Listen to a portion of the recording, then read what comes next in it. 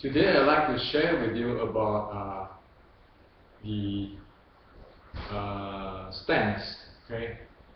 So what happened is after Sifu Wayne and me published the New Hero magazine, New Martial Hero magazine, on the topic of Yi Kang Ma and about the Zhuang, or in Chinese Zhuang. Many have emailed me asking me, what is the definitions of stance and Zhuang and so forth. So I decided to make a YouTube today to explain and to share with you what is my view on the stance and Zhuang, so you'll be able to understand what is I'm talking about. Okay, stance, like Yi Kang Ma. Usually we call it that is a stance, right? But stance actually have three types of stance. They are different. They are general. They have three different types. Okay. So what are they? First is called the kneeling. I call it for kneeling stance. Kneeling, like knee, like stand on your knee. Okay, or kneeling on your knee. That kneeling. Okay. The second thing is rack. Rack means like you have a rack where you can put something on top. That type of rack. Okay. So that's rack. The third is the stick or zhuang or the zhong. Okay. So zhuang is like you have a stick you implant into the ground. Okay. So you have like you have a rock, you have a rattan or a wooden stick. You just implant it in the ground. So there's three things, right? So one is the kneeling stand, like you knee or you kneeling on the ground. The second thing is the rack, like a rack, stand like a rack. The third thing is the zhuang, the standing stick, as it's called, or zhan zhuang using in the internal arts. Okay, which is implanting a wooden stick or a wooden rod or a rattan rod into the ground. Okay, so there's three different types. Okay, so how do we know what is what? Okay, very simple actually. What I call the kneeling stance is the stance where if you stand straight, okay, stand straight, and you lower or bending your knee, okay, up to the point of almost your knee is almost in the go as far as your toes or go further, okay. That is kneeling stance, because in this stance you feel heavy, and it's like you are kneeling on the ground with your knees. Okay, that is called the kneeling stance. Okay, so the characteristic is heavy. The lower part is heavy, and the knee is equal to the toes or more than the toes. Okay, and you feel like you have a low center of gravity, very solid, very strong down there, and really heavy. That is the kneeling stance. Okay. The second thing is what we call the rack. Rack is you almost have your knee straight. Okay, with a kneeling stand with a very bending knee, and for the standing rack, or the rack is you're standing almost with your knee straight. And at that instance, you will feel like that. Like your lower part of the body is not as heavy, but the upper part of the body is more heavy. Okay, so that is the rack. Okay. Now the third one, the zhan zhuang, or the standing stick, or the zhuang, standing in the zhuang. is the knee is actually in between the what do you call it, the straight or the straight knee, or the bending kneeling stance. So it's in the middle of it, and what you feel at this situation is that your whole body is like feeling levitate, real lightweight. Okay, like your whole body is one piece and real lightweight. So this is zhuang. Okay, so we can associate this three things on what did they do, and how do we do it. Okay, now for the standing, for the kneeling stance, okay, it associates with the gripping, holding, and sometimes people call it rooting, strong root. Okay, like you want to make it really heavy, and you want to grip on the ground, and you want to have a lower CG, center of gravity. That is the characteristics of the kneeling stance. Okay, so it's like you are kneeling with your knee, or you're standing with your knee on the ground. Okay, with a low CG and a strong muscle and so forth. Okay, and the gripping. The rack, because the rack have a nature of if you have a parallel stance, the nature of the upper body will be more heavier than the lower part of the body. So usually people doing it in a bigger, wider stance to make sure the body is balanced. Okay, and that is, it comes with normally, usually they hold on a certain kind of structure. Okay, so in the rack you have a bigger stance, you have a so-called structure there, which is a hold into a shape or a structure, a geometric shape or structure you're holding into. Okay, so that's rack. The zhuang, standing pose, can be in a parallel stance or in a single foot stand,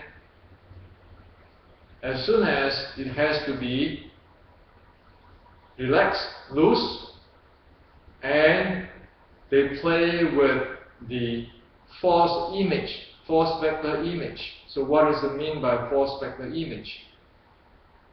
Okay, force vector image meaning is like this. Like you stand in front of the mirror, you see yourself inside the mirror, right? The further away you stand from the mirror, like you look like you are the further into the mirror. Okay, so that is called the mirror, is what I mean. Okay, so in the standing state or zhan zhuang, the whole body is relaxed down, and you have a force image deep down into the ground. So this is playing with the force vector. Okay, or we call it the Jing part, the force flow part and the force flow itself. Okay, so play with the force image. Okay, so there are these three different things. As you see that the kneeling one, the kneeling stance is gripping, holding, and using a lot of muscle strength there. Okay, to grip, to hold, to root. Usually that's what they say. Okay, and the rack is they are holding to a certain, keeping a certain body structure or body shape, and they have a wider stance like a rack. To get a stable rack, they have to have a wider stance or a wider base. Okay. Now the standing pose or zhan zhuang is, as soon as it is be able to play with that force image under the ground, the body has to be, of course, has to be loose. So the 7th bow or the 6th bow is be able to have the force flow part and force flow really smoothly, fluently. Okay, and that is how, if you look at this, when you knee when you bend your knee a lot in this kneeling stance situations, okay, you can feel that the lower part is really strong. Okay. Now, when you have this rack, you can feel that, oh yeah, you know, the lower part is now not as strong as the top part of the body. However, when you do the zhuang, your whole body, your force flow is in a balanced state, and it is like really lightweight, where usually I call it levitate. Okay, so that is playing with the force flow and force path. So okay, just three things. Okay, one is to develop a big muscle here and grips and so forth. Okay, there's the kneeling stand develop. Okay, the right one, bigger stand, holding a structure. Okay, the standing pole or 站桩 is playing with that force change path or force flow or force change path. Okay, so there's three different things. Now, if you use the kneeling stance, usually in power we associate with generally we associate with the pushing, like a very strong, very rooted bottom half called push, those type of force characteristics. For the rack, usually we relate it to a word called sustaining. Sustaining is like now my body, because I'm holding my my body in a certain structure and wider stance, and I turn myself, since it's a rack, I turn myself into a rod, like a wooden rod. So if other people push me on one side, it just pushes through the rods to the ground. So that's what I call sustain. Now for the standing pole or standing stick or 站桩, the 桩 is actually playing with accepting and receiving, because right now it's playing with the force flow going into the ground and come up from the ground via the 7 joints or 7 bolts. Okay. So you can see when we talk about stance, it can be kneeling stance, it can be rack, it can be the zhuang or the standing pole, okay, or standing stick, okay. So in the standing stick, even though it looks loose, whatever implant down there is actually the force image. It is not that the body, the physical, is playing with the force path and the force flow. So it's a force image going down there. Okay, so it is floor. It is those type of stuff. Okay, so these three different type of stance. It actually develop and cultivate and perform different things and have different results. If you do a kneeling stance, you will not get the rack type of stuff. If you do a rack type of stuff, you are not going to get the 站桩 or the standing pole of effect or result because they are different. Okay, so in the concrete, which we published, the Wing Chun Xiuling Hao is practice 桩, not kneeling stand and not the rack, in my understanding from the concrete. Okay, so it is playing with the force flow and the force change and the force path. Okay, so because of this in a stance, there's three different types. This is a kneeling stand, this is a rack, and there's the zhuang. When we talk about structure, we talk about dynamics. We want to say, oh, keep a structure or dynamic. Actually, they are totally different things. It's not like, oh, when I say structure, every structure is the same. No, it's the different. Especially different in static, different in dynamics. So in the zhuang, usually or in general on the basic, it is playing with the 6 or the 7 joints, because that is needed to transport the force up and down from the ground. Okay, so that there's a differences here. Okay, so again, according to the 1850s writing, we know it is a zhuang. It is not a rack, or it is a kneeling stance at that point. Okay, and later, if people evolve in different things, there's nothing wrong with that. But when we want to talk about the 1850s, that's what it is. Okay. Now a few things can be talked about this zhuang, Yi Kam Yang zhuang. So you call it Yi Kam Yang Ma. Actually, it's Yi Kam Yang zhuang. Okay, or Zhi Qian Yang zhuang. Okay. Now a few things can talk about this.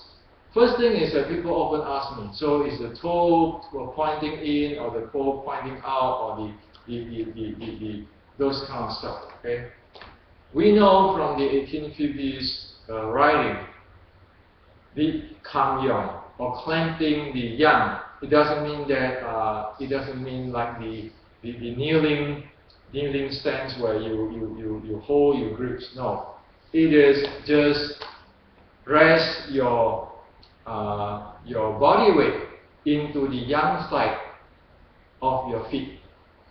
Because if you rest that way, your body will be automatically stable without you have to use any effort, okay, or stress or tense or holding on. You don't have to holding, you just stand there. So that's the Yi Kam Yang Ma, the Kam Yang of the Kam Yang Ma, clamping yang, because this is the yang side. So you put your weight on the yang side, it automatically suck it or clamp it, okay, naturally. Now, so what about the knees, the toes? Is the toes in or toes out or whatever? Well, the reference, as one understand, is the weight there. Knee in, knee out, because everybody have a different type of body structure, body structure and so forth. So whatever it is comfortable to make sure that it is the body is rest in the zhuang or stick position, or weightless as what I call it, or levitate. That is the position for the person, because this levitate feeling, or the force flow and force path handling, has got to do with your joints, your 7 joints there.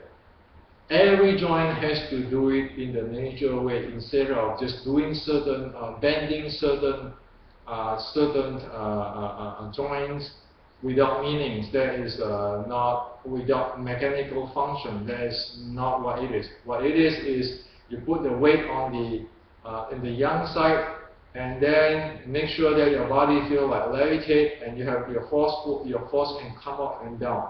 So when Wing Chun is said that 力从地起, or force come up from ground, or force going down to the ground, it has to have their characteristics. So instead of I'm going to go doing just clamping my toes or clamping my knees, or doing pointing in my toes or clamping my knee just for the look's sake. It is not. It is have to deal with the force flow and force path. Okay. So that's the Yi Kam Yang Ma. Okay, that is what understanding at the 1850s situations. Okay. Another thing is people often ask me, okay, so how is this zhuang is going to fa jing? Okay, of course it's going to got to do with acceleration, because F equal to ma, you better have accelerations there. Okay. So again, if you have a kneeling stance, your acceleration will be different. If you have a rack, your acceleration is different. So if you have a zhuang, your acceleration is different. Okay. So you have to deal with accelerations. Okay. Now, if the for the zhuang, for the zhan zhuang, for the using the 7 bowls, the acceleration is up and down, or spiral up and down. Okay. Now, is like it inject an impulse going down to the ground, as we talked just now about the image of the force, like the mirror, the image of the force. Whatever, however, how far I want to shoot it out, I have to inject it down. Okay, so if I want to shoot out for 5 feet, I have to inject down 5 feet. This has to balance out because this is Newton's law stuff. This is action and reaction force. Okay, so now the issue comes here. If the 7 bolts is not loose enough, or the flexible enough, or well developed,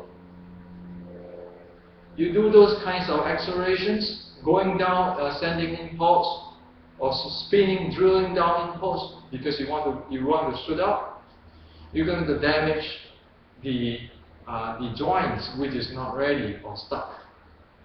So it's like a motor, right? A motor, like you're using for grinding or drilling.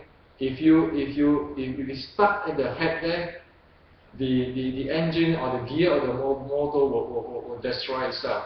Okay, so that is the reason why I get into this YKT, where you have the standing in the first drill, the second drill doing the swinging up and down, and the third drill doing the